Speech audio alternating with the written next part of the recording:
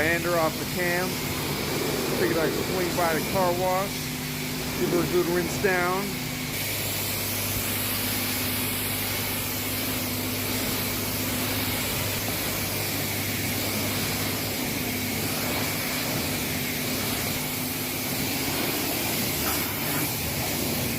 What do you guys think? Is this acceptable? It's probably just gonna get all covered with bugs and pollen on the way to Orlando anyhow. But hey, it's the thought that counts.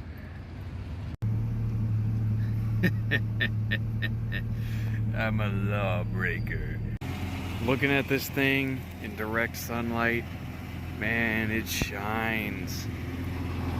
I can see my reflection in the thing. I had to make the last minute decision to go get him in the XJ because I kind of realized that, well, in order to get there on time, I have to go on the turnpike, which is a big ass toll road. And if there are toll cameras taking pictures of my unregistered, uninsured truck that isn't mine with photographic evidence that I'm driving it, that probably wouldn't put me in a very good position legally.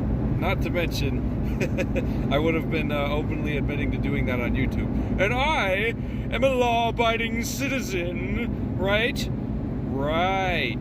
So here's me not driving the unregistered, uninsured Comanche that isn't mine on the tollway, and I'm gonna have to go get Cam in the XJ. Also, yeah, he's with his girlfriend and his sister, and the two of them just kind of at the last minute decided that I'm gonna give them all a ride to the airport so that the two girls can go back, and then Cam's gonna come with me and drive his truck back. That wasn't really part of the plan to begin with, so suddenly I had to leave like as soon as I possibly could instead of having like an hour of leeway to think about stuff. Also, they probably wouldn't have really liked riding in the bed of a pickup truck, which fun fact, is actually fully legal in the state of Florida. You can just, as long as you're over 18, you can ride in the bed of a truck. That's the law. That is so cool, actually. There she is. Oh my god. Come on, Cam. Come on, Cam.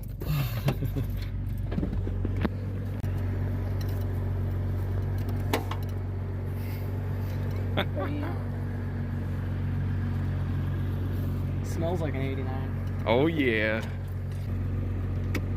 Ooh, baby. Oh, baby. That looks so good, dude. So good, dude. Well, you know, my thoughts are this is a perfect piece of American equipment. You know, this will get you from A to B, and if you're nice to it, maybe even C. Oh yeah, there, guy. I don't know. I love it. It's super cool. I'm All excited right. to be a part of the Jeep gang. Oh yeah. Welcome aboard. Yeah. Well, this is the factory undercoating. I would still undercoat it again. Yeah. But, and you can see where the water getting into the door. From the seals. Yeah, from those bad seals. It's just... Is that? I don't think that works. Yeah, okay. It does still lock though, like from the inside. Nice. Yeah, that. So the lock definitely still works. Probably just needs a new, whatever you call it. I don't know. I'm guessing they lock themselves out. Maybe. If you ever do though, you got your back sliding window. You can stick a pole through it, you know, and open the door. Wow. Courtesy of the previous owner. Really? Yeah. Nice. Still in the packaging. You could keep it like that and sell it for $4 grand in 30 years. Yeah. So the plan today is, with Cam's help, I'm gonna replace the steering linkage. We're gonna put in a new steering stabilizer and replace the ball joints. And hopefully, well, it has to fix death wobble. It's the last thing there is. There's nothing left to do.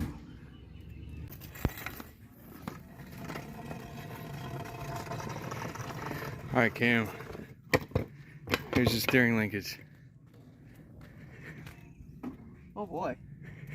What do we got? Consensus on the steering linkage? Yep, deep fried. Yep, deep fried.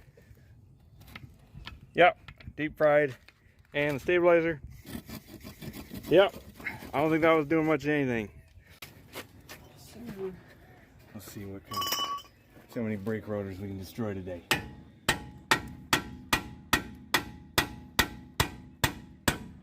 Come on.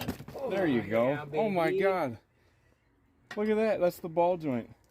It disintegrated. It fell apart. Holy Christ. I've never seen one do that before. That is the innards of a ball joint right there. Look at that. That was fried. So this... Damn. You should absolutely not be able to move that with your hands at all. Really? Dang, man. So that's probably where Death Wobble is coming from. Oh yeah. That'll do it for sure. Especially with the whole steering linkage being like that. Yeah. Oh my God, it's a wonder this thing didn't death wobble as soon as you hit 35. Yeah, that's pretty crazy, dude. God damn. I've never seen that happen. How are we gonna get that out of there? I don't know if you guys can see what's happening here, but Waymid, we couldn't find a good point, so Waymid created his own, okay? With this impact rated extension. Yeah. Something that's kind of cool about the two-wheel drive axles is that you can just take the entire hub, rotor, brakes, bearing, you can just take that all off by the ball joints. It is kind of tedious to get these nuts off with it all on there, but got the new ones pressed in on this side. There's one more side to go. Now you're gonna have to set it. You'll have to use an extension and a regular socket out of this thing. I know. Look at this boy, he's all sunburned. Look at that puppy. There's people at the damn intersection staring at us all the time. Okay, but as for a YouTube update, we got it all done. I didn't really record anything because we've been busting ass. We're on a time constraint, Cam. We'll get an alignment before the place closes. Oh my gosh. Got that brand new steering linkage. Did a Grand Cherokee V8 tie rod for him. Let's see if it moves. I don't know, Cam, you think it'll start after all that? Probably not. Damn. Oh yeah. So that little noise, you'll hear that every time you start it up and shut it down. That is the heater control valve getting vacuum. So I think it's something to do with the vents. You'll hear it whenever I turn it on, yeah. Does the AC work? I don't know. It might. Probably not though. Because it's an R12 system and they have service records of putting R134A in it. So that probably screwed it up. I don't know. I don't really know anything about AC. Boys, look at this. We're comfortably cruising at highway speeds. And it's still not even aligned. Oh, my bad, my bad. I go, I'm here for an alignment. And he's like, okay, go align it. I ain't gonna charge you.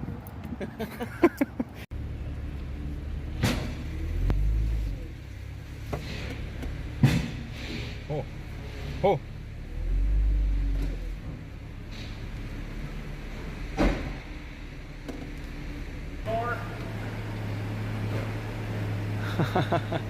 Small truck. All right, all right, all right. So we go in here, we find Jeep. It's gonna be a, oh, there it is. 89 4x2. Pretty sure it's the same anyway. So what do we got here? I'm damn near zero on both the toe.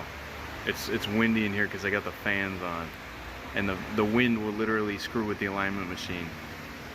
But for anyone curious, you adjust this shackle and this shackle, and that will this one adjusts your toe.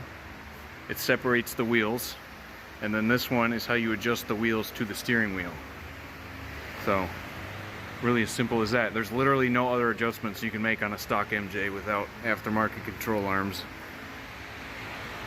Straight and easy.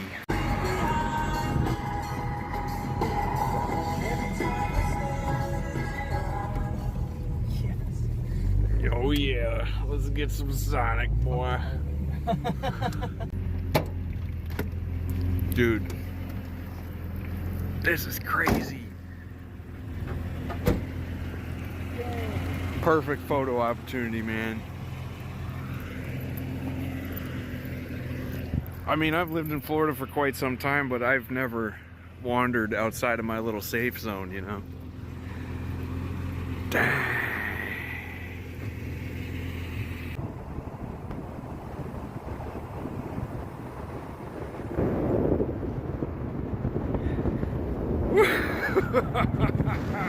Yeehaw!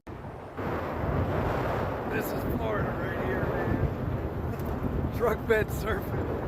Today's the day, gentlemen. I was just doing some final preparation checks for him. It's got plenty of oil. Refilled the power steering fluid again. She's ready to go. Handles like a brand new truck. She'll do 70 miles an hour, no problem.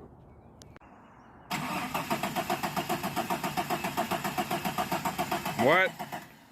What? Oh no. What have we done? That was certainly unique. Girl, you better behave yourself. I know you don't want to go to Wisconsin. I don't want to go to Wisconsin. He doesn't want to go to Wisconsin. What the fuck?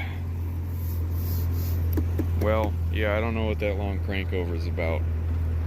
Probably fuel injectors if I had to guess. It's got the original injectors. They're weird ones on the Renix Jeeps. They're two-piece injectors. Oh, really? So there's an O-ring in the middle. Yeah. And yeah, these ones are not leaking though. Usually they leak. I don't know, they're probably just clogged up, you know. Get some new fuel injectors in this thing. From this point on, I'm gonna hand the truck over to Cam, and he's gonna do his best to keep us updated on where he's at, what he's doing. So, goodbye, old MJ. You better take care of my boy. Now, this would be the first time Cam's ever been on a 1,000-mile road trip on his own. He's in a new-to-him truck that's 30 years old, in a state he'd never been to before 5 days ago, driving a distance he's never driven, in a truck without cruise control. I figured I'd give him 3 days to make it back, you know, take it easy, but by nightfall on day 1 he was in Nashville, and by nightfall on day 2 he was back home. That means he had to have been maintaining a comfortable 70 plus miles an hour on average, which for this old truck, well, that's impressive. With only one mechanical failure on the way back, he drove his truck from Florida to Wisconsin. Hell yeah, bro. There's not a vehicle I'd trust more than a 4-liter equipped Jeep. Hey guys, Wayman wanted me to make a video summarizing Operation Cherry Pie. So let's do it. Summary? Perfect. It's a perfect truck. If you don't have one, go get one because it will not let you down. You can get this thing, stick about, I don't even know, 500 bucks in it, and it's ready to drive across country. As is. This thing will not let you down. You know, it's honestly, it's kind of surprising how these old Jeep trucks keep doing it. Honestly, it's not, I shouldn't even be surprised anymore. The only thing I should be surprised about is that I'm still finding myself surprised by these things. But they just keep doing it. They keep doing it. They don't quit. They don't want to quit. It's amazing. I used to rag on Jeeps all the time. You know, I'm a Subaru guy. What's a Subaru guy doing with a Jeep? Well, I'm damn glad I got this dear Jeep, okay? This Jeep is gonna change shit around here. I don't know. It's a cool truck. Never had any issues with it the entire fucking drive home. I'm just dumbfounded with it. Showed it to my grandpa. Got the grandpa seal of approval. I've never gotten that for anything in my life. Not once. But this truck got it for me. So yet another thing it blows Subarus away with. Put a new steering wheel on it because the other one was old and shitty and smelly. I do have a steering wheel cover on it just because it is a little dirty. But this is the old one. It's garbage. It's falling apart. It smells really, really bad too. Anyway. This is just, guys, this is a perfect truck. This right here is a perfect truck. Okay? But it's very humble and it's very modest about it. It won't tell you it's a perfect truck because it already knows. It's just waiting for you to find out. I don't know. I'm just beyond impressed, beyond happy, and overall just in love with the Comanche. I always wanted myself a little truck, like a Ranger and S10. Always thought they were super cool. But I never imagined one of these. And that was a mistake. This is what I should have wanted from the get-go. And I got one now, so I guess that's all that really matters. But man, I wouldn't trade it for nothing. It's a good truck, man. Good little truck.